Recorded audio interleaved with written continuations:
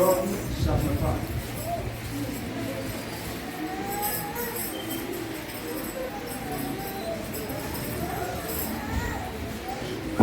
Hallelujah. John chapter 5. Are we there? If you are there, shout hallelujah. Hallelujah. Praise the Lord. And I read from verse 1.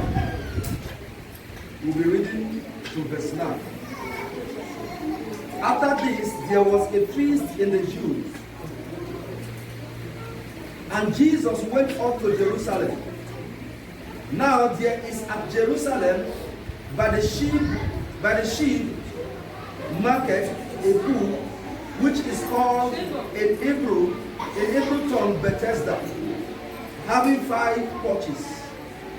In this lay a great multitude of impotent folks, which means friends, of blind, hearts, withered, wanting for the move of the water. For an angel went down at a certain season into the pool, troubled the water. Whosoever then first after the troubling of the water stepped in was made whole of whatsoever disease he had. Verse 5. And a certain man was there which had an infirmity 38 years. When Jesus saw him lie, and knew that he had been now a long time in that case, he said unto him, Wilt thou be made whole? The impotent man answered him, Sir, I have no man, when the water is troubled, to put me into the pool. But while I am coming, another stepped down before me. Jesus said unto him, Rise, take up thy bed, and walk. And immediately the man was made whole. And looked up in his bed, and took up his bed, and walked. And on the same day was the Sabbath day. I read again. After this, there was a feast the feast of the Jews, and Jesus went up to Jerusalem. Now there is at Jerusalem by the sheep market a pool, which is called in Hebrew tongue Bethesda, having 5 porches. In this lay a great multitude of impotent folks, of blind, hearts, withered, and wanting for a move of the water. For an angel went down at a certain season into the pool and troubled the water. Whosoever then first after the troubling of the water stepped in was made whole of whatsoever disease he had. Verse 5. And a certain man was there which had an infirmity 38 years. When Jesus saw him lie and knew that he had been now a long time in that case, he said unto him, Wilt thou be made whole? The impotent man answered him, Sir, I have no man when the water is troubled to put me into the pool, but while I am coming, another step down before me. Jesus said unto him, Rise and take up thy bed and walk. And immediately the man was made whole, and took up his bed and walked, and on the same day was the Sabbath. May the Lord bless the reading and the hearing of his word in Jesus' name. Amen. Let's pray. Spirit of the living God, I stand as I always do. Grant me the tongue of the wise and the lips of the prudent. Lord Almighty, that everyone under the sound of my voice this morning transform their life through your word. Let every darkness approaching them be brightened as your word come forth, Lord. Let the shackles of the enemy in their life be broken. Let life be transformed and changed for the better in the name of Jesus. Lord, use your word this morning as you speak to your people to transform their destiny. Thank you, Abba Father, and take all the glory. In Jesus' mighty name we pray. Amen. Hallelujah. Quickly, I will be discussing with us the message titled, The Glory of Divine Visitation. Hallelujah. Say with me, the glory of divine visitation. The glory of divine visitation. We were told in this scripture that a certain man for 38 good years is a long time. A man or woman of 38 good years is a grown-up man now. If test not taken, the person is already married with issues. I've seen people with 32, 35, and they have 2-3 issues. This man was under infirmity for 38 good years. The only place this man have access to get his breakthrough was to step into the pool when the spirit troubled the pool at a certain time. And the Bible said because of his weakness, he couldn't get into the pool before the others, and they always get there before him. That means there is no hope for this man. Now, the Bible said when Jesus came into the situation, there was no need for him to go to the pool. It is easy and it is possible that today you are in the same situation. That marriage is waiting for the pool to be stirred up. That business is waiting for the pool to be stirred up. Your head is waiting for the pool to be stirred up. But I've come with the good news this morning. There is no need for that because Jesus is visiting you. Amen. In the name of Jesus. Amen. How can you expect a man of 38 good years of one same problem? I don't care what you have been going through. I don't care what they have declared in your family. I don't care what people have thrown at you. I don't care what men have done against you. But I decree and declare that God will visit you. Amen. In the name of Jesus. Amen. Every visitation changes lives. Every visitation. If it is divine, it changes lives. The devil can visit you and he has problems with it. But when God visits you, there is a divine turnaround. It doesn't really matter how it started. People look at the root of situation and they try to solve it from the root. The Bible said when Jesus came in, Jesus didn't ask him, sir, how did it start? Who caused the problem? Who was the sinner? What did you do? It was no need for it. And Jesus said, take up the bed and walk. You are stepping out of that problem for today. Amen. That causes you are stepping out of it in the name of Jesus. Amen. I don't know the cycle that have hold you captive. The Bible said if Jesus can heal this man, you are setting free in the name of Jesus. Amen. 38 good years. 38 good years. And the man was there. He knew that the people are getting their healing. But he was there trying to fathom how he could get to it. And I'm sure on several occasions he have tried to jump in. Because if you look at the description, he said an impotent man. That means the leg is weak. The hands are weak. That means there is no way he can get to that pool before others. That shows that no member of the family was there beside him. There are situations you find yourself today, your family will abandon you. I've seen it. A brother left here and he was deported. The senior brother told him, if you don't go back from where to where you are coming from, don't enter my house. Imagine if that brother have arrived, that brother came with too much money. The brother would beg him, come and stay in my house. Hallelujah. But because he was deported, he said, I don't care to know where you are coming from. You must go back to where you are coming from. In the time of depression, you are sending somebody out of your life and out of your house. That was so mean. But I pray, when you are supposed to be rejected, people will long to have you. Amen. Because the glory will be seen and it will be obvious. Now, understand, there are things you are trusting God for. To you, you are not seeing the solution right now. If God is God, if He's still alive, solution will come.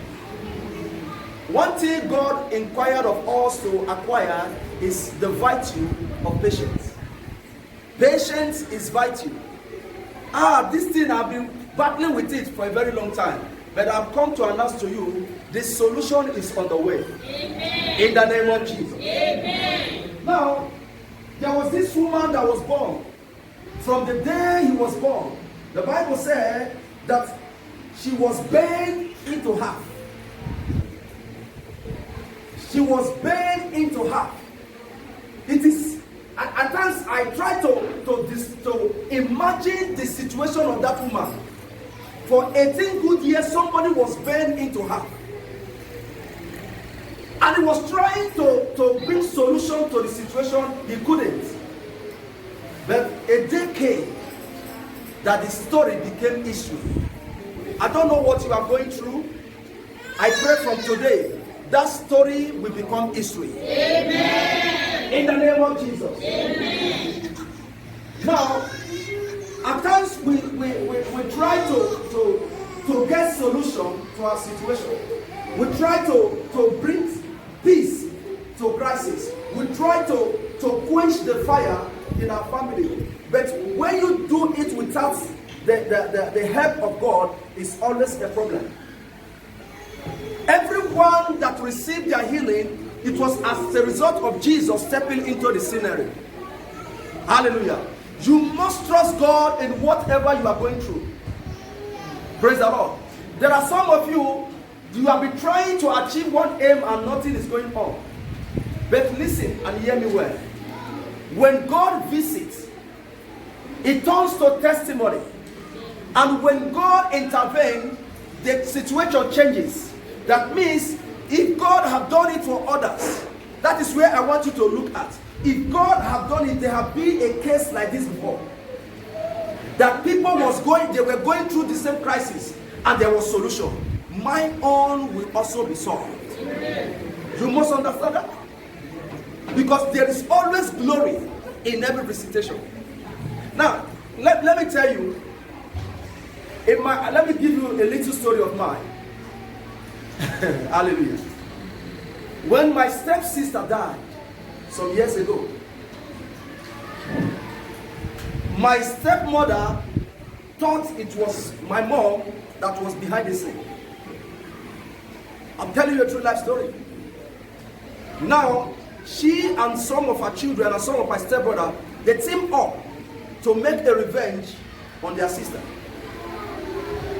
My mother's children and I, who were not aware of this scene, we just see it as a normal death, and they were planning, we never knew about it. We were just living, and their decision was to hide out and hang around every night to watch when my mother comes out. They will hit my mother with a pistol, Monta, this small monster, the one they call Oyodo, those who came from Benin, that small one. They took it, two of them, they waited for this woman for a month and 2 weeks. Now, God intervened in the situation that all through these days they were waiting for my mother, she didn't come out to be. We were living in the house. My father's house is about more than 22 rooms. So the toilet and bedroom, they are outside of the house. For those of us who came from Benin, you understand the system. Now, every night people will go out. If they are pressed, they go out and ease themselves. Here, you might be seeing it as a big deal, but that place is normal. Hallelujah. It's a very big compound, and we have almost close to 5 passages. So everybody goes out whenever they want. My father's side was like a flat. Other flats, there is 5 rooms and a parlor, 5 rooms and a parlor, 5 rooms, then the other one 8 rooms. So they were on their own separate level. But these people came out and went at the door every blessed night to strike this woman dead. And she was innocent. And they were trying to fight for it, make a revenge. We never knew about it. When it was a month plus they couldn't succeed, they called to themselves, this woman is really a witch. How did she know that we are waiting for her? She never knew anything about it. Until the people that plotted that evil, the main architect died. The children came to my mother and started begging her, and that was when we knew that they were plotting to kill her before. If it was not God. You see, there are times you just go freely somewhere and come back freely. You don't know that the hand of God is upon you. Hallelujah. I pray today, whatever plots they plotted against you, something you know nothing about, you will never suffer the consequences. Amen. It is not the issue of how smart you are or how perfect you are, there are some certain things you go through. People die on that same issue and you survive it because God intervened on the situation. Hallelujah. Imagine if she has died, they have succeeded. They would have said, because you know the system in Africa, they believe that when somebody died and another person, the person that killed the person, will always receive punishment from the one they killed. Hallelujah. So the plan was that they asked the brother, why were you people planning? How you would have done it so that people would not know you are. They said they would have killed the woman without any gushing out of blood to make sure that, to demonstrate to people that it was the spirit of the sister that killed the woman. That she died as a result of her sin. Praise the Lord. They would have ended up that day putting innocent blood in their hand. Hallelujah. But the question I am still asking myself, why didn't this woman come out in the night? All through a month and 2 weeks. Is there anybody here for 1 month you have not been pressed? 1 month you have not been pressed to wake up and go to toilet or ease yourself. It's not possible. But God intervened. I pray for you. When there is danger, God will see you through. Amen. When people plot against you, you will be rescued. Amen. When mouths are destroying others in your case, they will praise you. Amen. In the name of Jesus. Amen. Now let me show you something. The Bible said there was this certain man in the land. The man was famous. But when Jesus was in the town, the people were rushing, and this man has no capacity to see Jesus, even if when he stands. Because the Bible described him that he was a brief man. Now, he decided to climb a tree to see this Jesus. Hallelujah. When Jesus saw him on the tree, there was no need for him to see from afar and see Jesus. And Jesus told him, today, in your house, I am going to take dinner. I'm going to eat and refresh myself. I pray that whatever that has been a distance of your expectation, today I remove it in the name of Jesus. Amen. There was no need for the man to look from afar. What he was trying to look came to his house. That business is coming to you. Amen. That job is coming to you. Amen. That marriage will be established. Amen. The right man, the right woman will come to you. Amen. Destiny helpers will come to you. Amen. In the name of Jesus. Amen. Hallelujah. Now look at the book of Mark 10, verse 46. Mark chapter 10, verse 46. If you are there, shout hallelujah. And they came to Jericho. As he went out of Jericho with his disciples and a number of people, blind Bartimaeus, the son of Timaeus, sat by the highway, sat begging. Verse 47. And when he heard that Jesus of Nazareth, he began to cry out and said, Jesus, thou son of David, have mercy on me. The next verse. And many charged him that he should hold his peace, but he cried out the more. Now hold on there. No one will stop your miracle. Amen. It was time for this man to manifest. And he said, people were telling him, keep quiet. There are some of you, they are telling you, man, you can't do it. You can't make it. Even if you're family. I remember some time ago when I was trying to study law, I just got into the school newly. It was my first year. And a brother, my own step brother came to me and told me, I heard you said you want to read law. I said yes. He said, what will come out of you? He said, I don't think, in fact, even if you read law, I will have nothing to do with you, and I don't think you will have what I will need in life. He told me to my face. I'm telling you, this thing is on the screen. It's on the screen. It's going there. It's going here. Hallelujah. He said it to my face. And this is somebody I trekked all the way. It's just like you are trekking from Torre Barrow to Fondo to visit somebody. After trekking, not that he will give you transport. Then he gave and came up with that issue. My heart was bitter. I begin to ask myself question. Does it mean I'm worth nothing? Does it mean I don't have impact? Now, hear me this morning. No one is born not to impact life. In either way, you have what God placed in you to transform destiny. The blind people still have their impact in the society. The cripple have their impact in the society. There are some certain changes you need in your life, and the cripple has the answer to it. That is why you must not underrate anybody in life. When Israel was in famine, the famine was so severe to the extent that there was no food for them to eat. All they could do is to eat their children. Now they don't team up and say, okay, today we will eat my child, tomorrow we will eat your own. That was the state.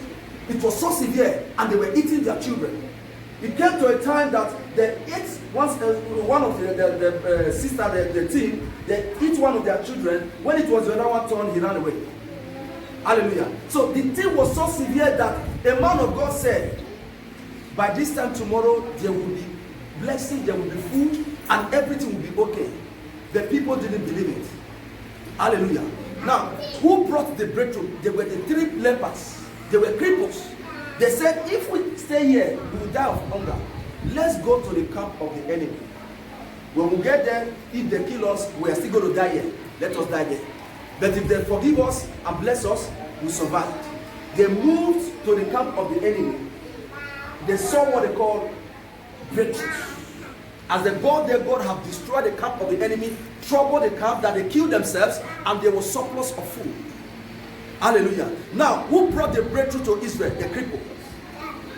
They ate, the Bible said they fed themselves to the brim, and they decided to go to the land of Israel and said, please, come and eat. There are food more than enough here. And when the Israelites saw the situation, they took food and they were selling it in a peanuts. Who brought the breakthrough? The cripple. So you are born to change life. There are lives tied to you. There are destiny tied to you.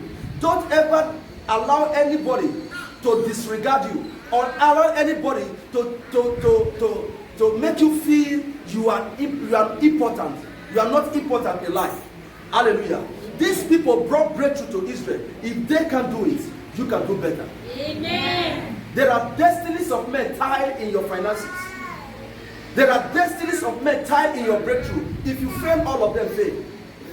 Some of you are carrying the school fees of your brothers, your siblings, of your relatives. Some of you, the miracle people have been trusting God. There are people praying, God bless my brother or bless my sister for me to be blessed. If you fail, they all fail. And that will not be your portion in Jesus' name. Amen. I went home bitter and I told God, if it is true that what this man said, change my life. One day, I don't know what came over him, he decided to travel. And the traveling was to go through by land. This is the same person that was doing well. He was working in this shipping company. What are you doing in the roads? That was the first question. Then it came to a time that he called me. He said, please, I am stranded, help me with money. I remember that day. The day he said, you will never have what I will need in your hand. I remember that day. And a voice came to me. Give it to him because I want him to eat his vomit. Then I sent him 100 euro. When he received the 100 euro, he returned back to Nigeria on his own. He never talked about traveling again. God made him to eat his vomit. Don't let anybody neglect you. You carry the grace. You carry the power. You carry the success. Because why? The day God will visit you, your life will change. Don't look at your state now. Hallelujah. There is no manifestation now. Doesn't mean that it will not happen. Trust God. When the time of visitation comes, the glory will be seen by all. And I pray you will not miss your opportunity in the name of Jesus. Now look at what he was saying there. As he was crying to Jesus for help, the man needed a change in his life, and people were shutting him down. Shut up, stop, keep your mind, hold your peace, and they were saying all sorts of things. But the man persists. You see, there are times you are fed up in marriage. There are times you are fed up in business. There are times some people are fed up in staying in Europe. Not that Europe is not good. They just got tired and deported themselves. I've seen people who deported themselves. Not that police catch them and deport. They just, I said, why do you say, I'm tired of this place? Hallelujah. Wherever your light is, may you not be tired of it. Amen. If others are frustrating in this land, you will prosper. Amen. There is no strategy to excel in life except through God. If you trust Him. The painful part is that people don't have this understanding that God can solve their situation. That is why you see them doing some funny things just to make ends meet, doing some funny things to prosper in life, do some silly things, and they live as if they own the world. But the Bible said that when God blesses it, He has no sorrow. So everyone is destined to prosper. You like it or not. Either you like it or not, everyone is destined to prosper. Your condition now doesn't determine the end of your life. Your situation now doesn't state that you will be like this forever. There are some processes in life. When you up that stage, you will see glory. Hallelujah. And this man, they were telling him, stop. Maybe somebody is telling you now that woman don't marry that woman, or that man don't marry that man, or that business you will not do well. Hold on to God, because the glory will be seen. All you saw that were doing business and they prospered again, many of them were discouraged at a point in time. Yes. Some marriages, they were discouraged not to go ahead of it. Some businesses, some jobs, even some expectations, they were discouraged. Hallelujah. But when it was time, when I came to this land, somebody told me, the Barcelona we are running away from, you want to come in? I said, if you are running, it doesn't mean I will run. He said, people are begging, trusting God for their passport to come so that they will take off. I said, well, my Bible told me that wherever I step my foot, in Deuteronomy 28, that He will bless me and prosper me. The land I was, before God directed me here, I couldn't bring my wife from there. The same land they were running away from, I brought my wife here. The same land they were running away from, that they said is bad, somebody called me and blessed me with a jeep. I've shared it here before.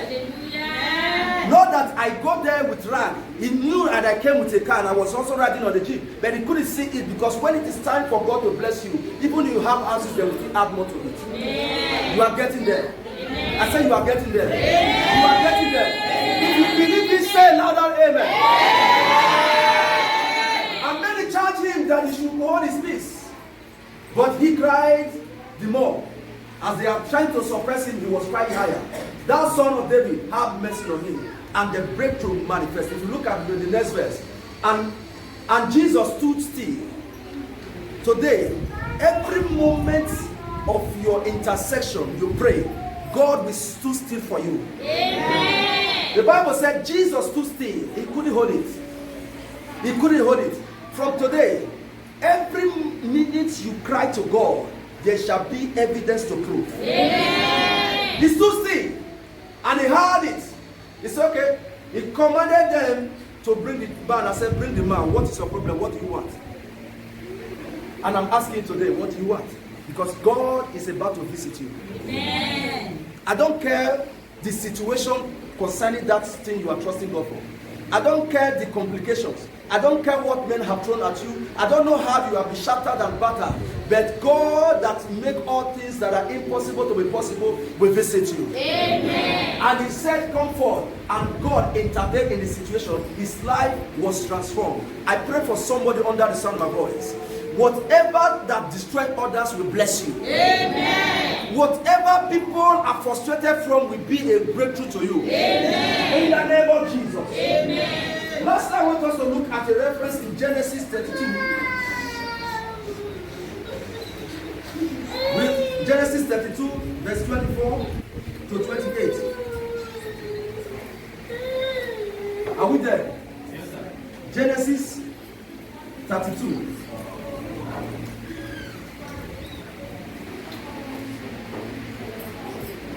Praise the Lord. And Jacob was left alone. There he wrestled with a man. Hold on, sir. Okay, thank you. And there he wrestled with a man. He wrestled with a man with him until the breaking of the day.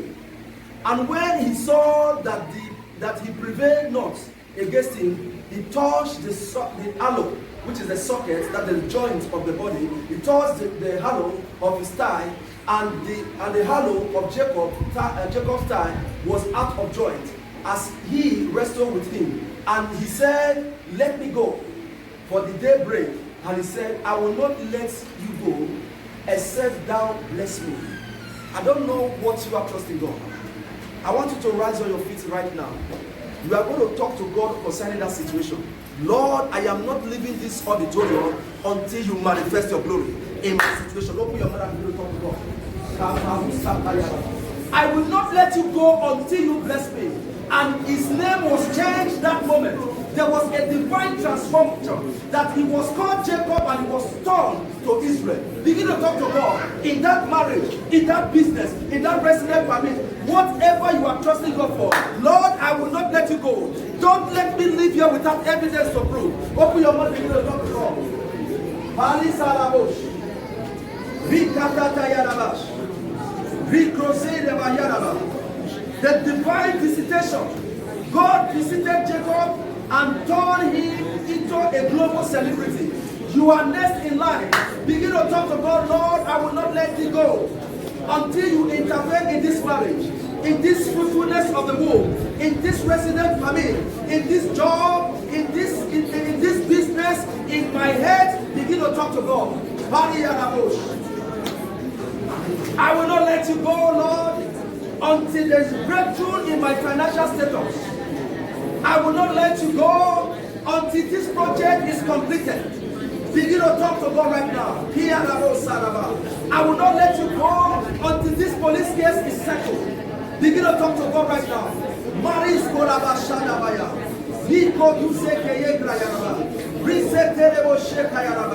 I will not let you go until there is peace in my family.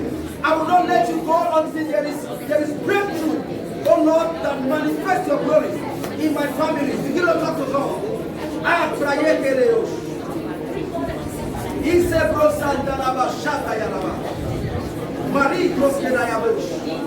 Lord Almighty, intervene. We will not let you go until you make a divine turnaround. In the name of Jesus. Thank you, Father. In Jesus' mighty name we pray. Stretch your hand towards heaven. Lord, I lift up these ones before your throne. I ask, oh Lord Almighty, that every visitation you have done in your world, in the history, in time past, that have manifested your glory, Lord, I decree and declare upon everyone under the sound of my voice. Father, let them see this glory in their situation. Amen. Let everyone that have come, oh Lord, not return the same in the name of Jesus. Amen. Jacob wrestled with you and held on to you and said he will not let you go until you blessed him. And on that moment, you spoke a word that turned his life around and make him a global celebrity. Father, today, touch everyone under the sound of voice. Speak that word into their life, into their marriage, into their finances, into their business, into their job, into their children, into their wife, into their husband, into their entire family, into their siblings, that will make them a global celebrity in the name of Jesus. Father, have your way in their life. Let what they receive today, Father, impact their life and turn their life around unto your glory in the name of Jesus. Father, let there be visitation. Between 90 years and Lord, everyone under the sound of voice, let them have a reason to celebrate. In Jesus' mighty name, have a praise. A round of applause for Jesus.